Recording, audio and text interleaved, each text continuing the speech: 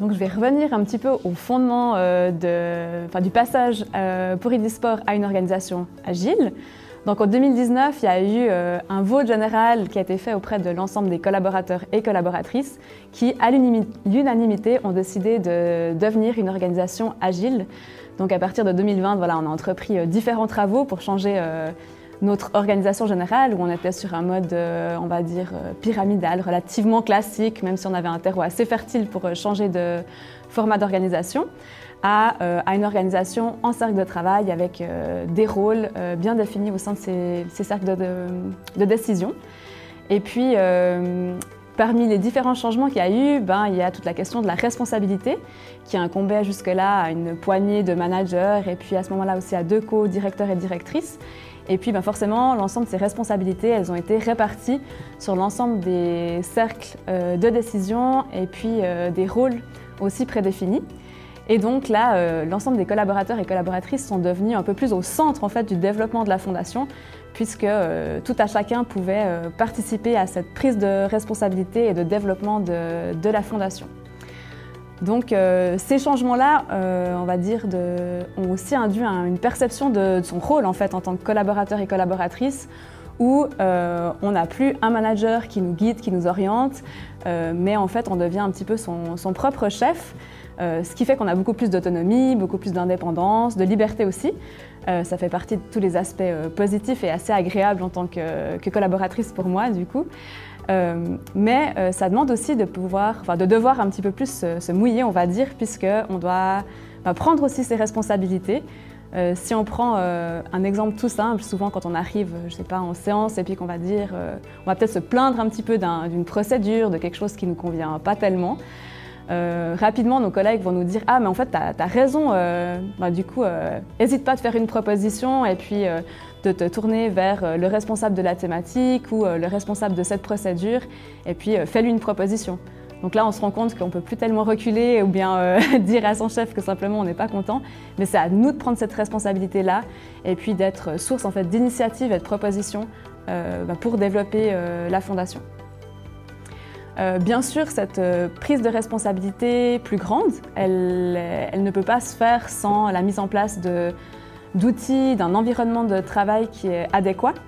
Et donc parmi les outils qui ont été mis en place, il y a notamment une matrice de décision. Donc c'est un énorme document en fait, qui définit l'ensemble des tâches et des responsabilités et puis quel cercle de travail ou quel rôle est responsable de cette décision-là. Et puis ça nous permet au quotidien de savoir vers qui ou vers quel cercle on doit se tourner pour prendre telle ou telle décision. Ensuite, il y a tout un travail de communication et de transparence qui est vraiment accru et qui est extrêmement important, puisque si on veut que les collaborateurs et collaboratrices prennent des décisions, en fait, il faut qu'ils aient accès à l'ensemble de l'information. Et là, du coup, il y a un travail très important de faciliter la communication et puis que cette communication soit totalement fluide et transparente entre les cercles, entre les collaborateurs et collaboratrices. Et puis, il y a un troisième aspect, c'est dans notre manière de travailler, en fait, on a là, nouveau plus de managers qui nous proposent de faire des évaluations annuelles, mensuelles, et puis qui nous définit des objectifs, en fait, qu'on doit suivre ou atteindre.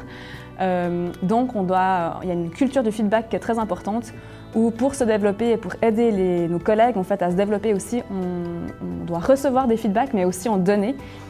Que ce soit des feedbacks positifs pour permettre à tout à chacun d'être valorisé dans son travail, mais aussi des feedbacks constructifs pour pouvoir s'améliorer et se développer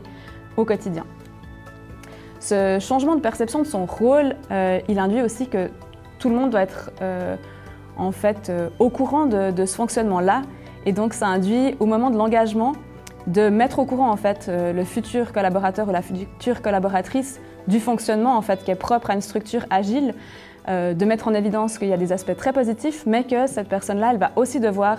accepter de prendre des responsabilités peut-être plus importantes et de parfois traiter des thèmes qu'on n'aurait pas forcément l'habitude parce qu'on se retrouve dans un groupe de travail où il y a des questions importantes à traiter et puis que même si ce n'est pas un domaine où on est spécialiste, il faut quand même qu'on s'y intéresse. Et puis à l'engagement aussi de bien mettre au courant et de rendre finalement très explicite qu'est-ce qu'une structure agile et puis comment est-ce qu'on fonctionne nous en tout cas en tant que structure agile.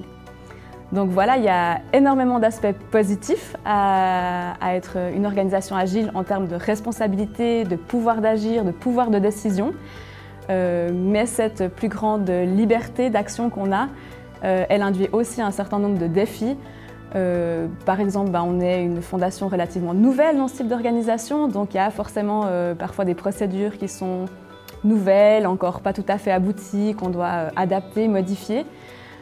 Ou parfois des situations où on n'a pas encore de procédure et puis voilà, il faut qu'on la crée de bout en bout et puis là souvent il faut qu'on mette aussi un petit peu la main à la pâte comme on peut dire. Et parfois quelque chose qui peut être aussi relativement désagréable, c'est de devoir en fait prendre une décision pour un ou une collègue alors que parfois quand on a un rôle de manager, en fait on sait qu'on va devoir se mettre dans cette posture-là. Mais on doit prendre de nouveau cette responsabilité de faire ce qui est mieux pour le développement de la fondation et puis continuer à aller de l'avant. Mais je pense qu'au quotidien, c'est vraiment une source de motivation. En fait, c'est quelque chose qui nous motive à travailler pour la Fondation e-Sports. C'est justement d'avoir cette possibilité de participer au développement de la Fondation et puis de savoir qu'on a cette liberté et puis ce champ des possibles en fait, qui est toujours ouvert de pouvoir adapter et améliorer le fonctionnement de la Fondation.